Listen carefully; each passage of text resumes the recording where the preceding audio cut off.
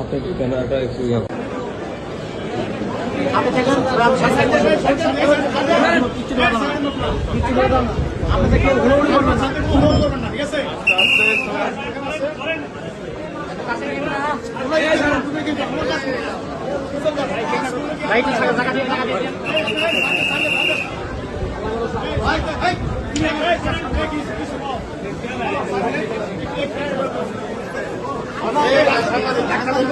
ভাই দীর্ঘদিন তো বিদেশে ছিলেন, এখন বাংলাদেশে আসছেন, গ্রেফতার হলেন, কিছু বলার আছে কিনা?